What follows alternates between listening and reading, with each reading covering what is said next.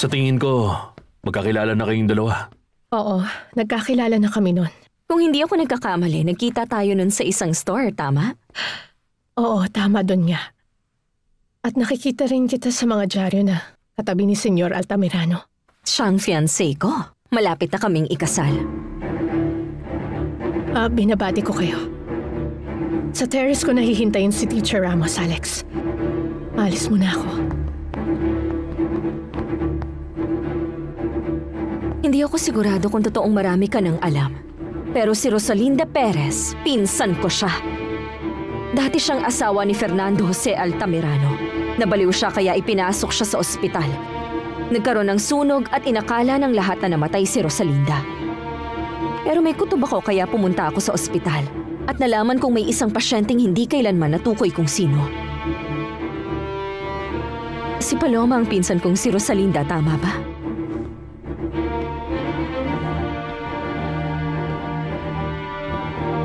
Oo, siya nga yan.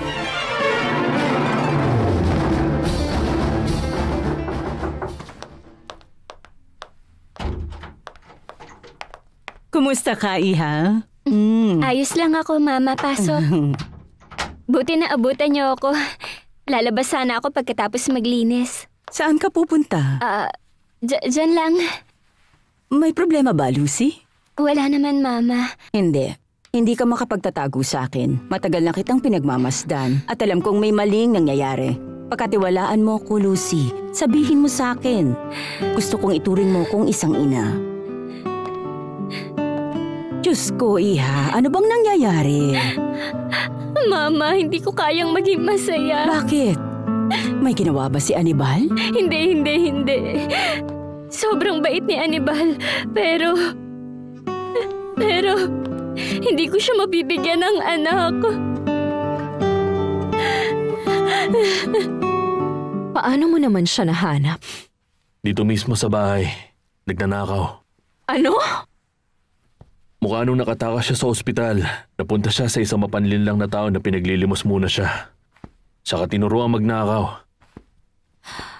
Si Rosalinda ba ay naging magnanakaw at palaboy? Kaya napunta siya sa akin. Namangha ako sa ganda niya.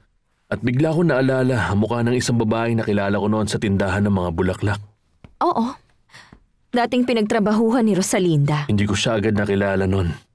Dahil ang gusgusin niyang tingnan, basahan ng damit at magulo ang buhok niya. Gutom na gutom, halos hindi makapagsalita at blanko ang isip niya. Dito ko na siya sa akin pinatuloy at nirespeto ko siya. Anong ginawa mo para gumaling siya ng tuluyan? Mahabang proseso. Bago siya tuluyang maging ganito. Hindi ko alam kung kailan ko siya minahal.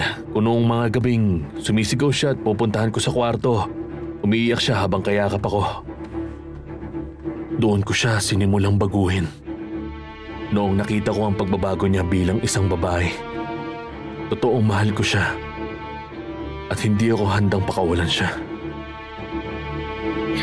Meron pa rin akong konting pag-asa kahit sinabi mismo ng doktor na hindi ako magiging isang ina. Pero nagpatingin ka lang sa isang doktor. Isang doktor. Sabi ni Becky magpatingin ako sa iba. Binigyan niya ako ng pangalan ng isang doktor. At ngayong araw ang check-up ko. Kaya ako aalis. Gusto ko po ulit magpa-check up. Umaasa ako na sana nagkamali lang yung unang doktor na tumingin sa akin. Pupunta kang mag-isa? Opo, Mama. Hindi, Lucy. Sasamahan kita. Sasama ako sa'yo. Paloma, kalimutan na natin ang nakaraan mula nung una nating pagkikita. Bukas gusto kong pakasalan mo na ako. May posibilidad bang maalala ni Rosalinda ang kanyang buong pagkatao?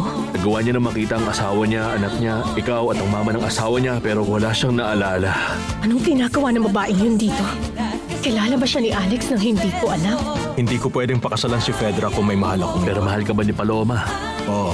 Ayaw mong matuloy ang pagpapakasal namin ni Fernando Jose dahil lang sa pamangkin ako ni Soledad Romero. May karapatan akong gawin yon, kaya wag mo akong pakialaman. Kapag kinontra mo ko, tinutulungan mo lang ang taong kinamumuhian mo na mapalapit sa anak mo. Ikakasal tayo sa loob ng 2 linggo. Ikakasal tayo? Oo, nakapagdesisyon na ako. Rosalinda.